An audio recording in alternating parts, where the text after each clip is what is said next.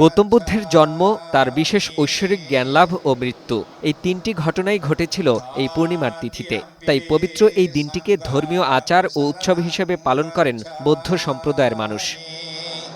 বুদ্ধ ধর্মমতে ২৫০০ বছর আগে এই দিনে মহামতি গৌতম বুদ্ধ আবির্ভূত হয়েছিলেন। মহামতি বুদ্ধ সৌহার্দ্য ও শান্তি প্রতিষ্ঠায় আজীবন সাম্য ও মৈত্রীর বাণী প্রচার করে গেছেন। তাই বৈশাখের পূর্ণিমা তিথিতে এ পুণ্যোৎসবে বৌদ্ধ ধর্মের অনুসারীরা বুদ্ধের বন্দনা করেন। এ উপলক্ষে রাজধানী সহ দেশজুড়ে বৌদ্ধ বিহারগুলোতে বুদ্ধ পূজা, প্রদীপ প্রজ্বলন, শান্তি শোভাযাত্রা, ধর্মীয় আলোচনা সভা, প্রভাত ফেরি সহ চলে সমবেত প্রার্থনা।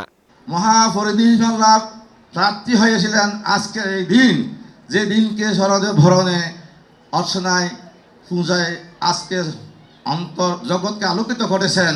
আমরা কারো প্রতি শত্রুতা নয়, আমরা সকলের প্রতি মৈত্রী এবং মিত্রতা, বন্ধুত্ব এবং সম্প্রীতি আমাদের কাম্য।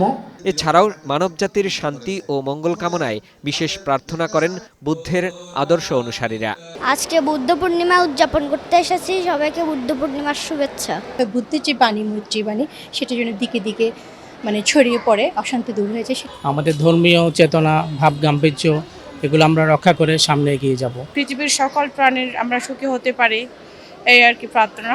জগতের সকল প্রাণী সুখী হোক, গৌতম বুদ্ধের এই অহিংস বাণী সমাজে শান্তি প্রতিষ্ঠা করতে পারে বলে জানান বুদ্ধ ভক্তরা। ফাহিম মুনায়েম, বৈশাখী সংবাদ, ঢাকা।